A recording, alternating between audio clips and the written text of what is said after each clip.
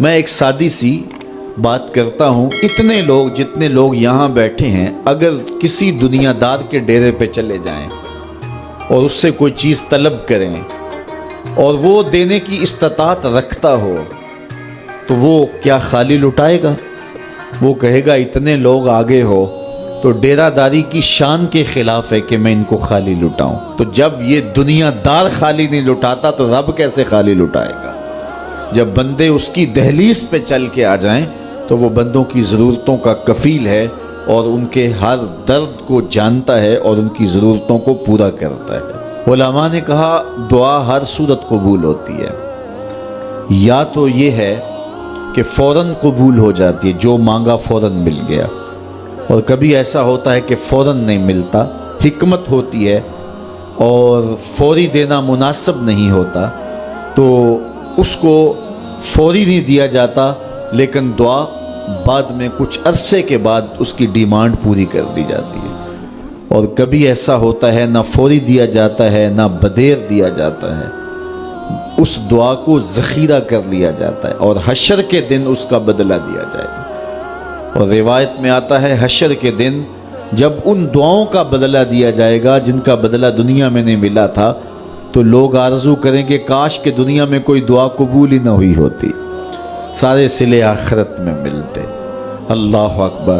کبھی ایسا ہوتا ہے جو مانگا جاتا ہے وہ نہیں دیا جاتا، اس کے بدلے میں کچھ اور چیز دے دی جاتی ہے جو اس کی ضرورت ہوتی ہے اور جو اس کے لیے مناسب ہوتی ہے۔ وہ کچھ اور مانگ رہا ہوتا ہے لیکن اللہ اپنی حکمت کے تحت اسے کچھ اور عطا کر دیتا ہے۔ بہر صورت دعا قبول ہوتی ہے اور بندوں کے اٹھے ہوئے ہاتھ اللہ پسند کرتا ہے۔ آج یہ بھی بحث چلتی ہے نہیں مانگنا چاہیے، فلاں وقت میں نہیں مانگنا چاہیے، تو وہ کہتا ہے مجھ سے مانگو جب بھی مانگو، میرا دست کرم تمہیں دینے پہ آمادہ ہے۔ اور اگر کوئی نہیں مانگتا تو فرمایا کل ما یابو بکم ربی لولا دعاؤکم، اے محبوب فرما دو اگر یہ نہیں مانگیں گے تو اللہ بھی پرواہ نہیں کرے گا۔ مانگنا تمہاری ضرورت ہے، اگر تم مانگتے رہو گے تمہاری جھولیاں بھرتا رہے گا، اور اگر تمہیں اسے نہیں پکارو گے تو وہ بھی تمہاری پرواہ نہیں کرے گا۔ تو اس کے حضور دعائیں مانگو، اپنی آرزویں پیش کرو، اپنی تمنائیں اس کے حضور پیش کرو۔ اچھا دنیا داروں سے مانگیں تو اپنے لیے مانگتے ہیں، لیکن اللہ سے مانگو تو اپنے لیے بھی مانگو، اوروں کے لیے بھی مانگو۔ وہ کریم ہے، وہ دیتا ہے اور خوش ہو کے دیتا ہے، تو اس سے مانگو، اس سے جھولی پھیلاؤ۔ اللہ سے راز و نیاز کی باتیں، جو باتیں بندہ کسی سے نہیں کر سکتا وہ اپنے رب سے ڈائریکٹ کرتا ہے، اپنے دل کے سارے دکھڑے اپنے رب کی دہلیز پہ رکھتا ہے اور اپنی ساری ضرورتیں مالک کی چوکھٹ پہ رکھ دیتا ہے، اور اس سے مانگتے ہوئے بندے کو شرم نہیں آتی، حیا نہیں آتا، بلکہ اس سے مانگتے ہوئے فخر محسوس ہو رہا ہوتا ہے کہ میں اپنے رب سے مانگ رہا ہوں۔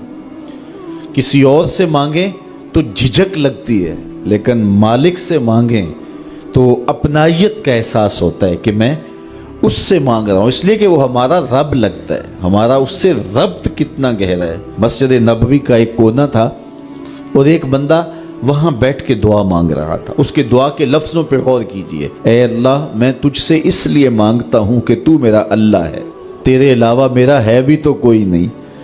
تو یہ وہ دعا مانگ رہا تھا اور مسجد نبوی کے کونے میں بیٹھا تھا۔ حضور نے دیکھا تو ایک صحابی سے کہا وہ جو دعا مانگ رہا ہے اس کو جا کے بتا دو تمہاری دعا قبول ہو گئی ہے۔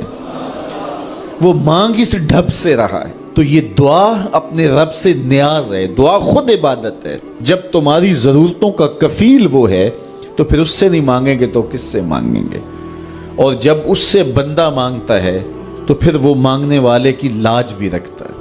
ان ربکم حیی کریم یستحیی من عبدہ اذا رفع یدیہ ان یردہما صفرا۔ تمہارا رب حیا کرنے والا کریم ہے، جب بندے اس کے سامنے ہاتھ پھیلا کے دعا مانگتے ہیں اللہ فرماتا ہے مجھے شرم آتی ہے ان کے اٹھے ہوئے ہاتھ خالی کیسے موڑو۔ جب انہوں نے مجھ سے مانگا ہے تو میں نے بھی نہ دیا تو کون دے گا؟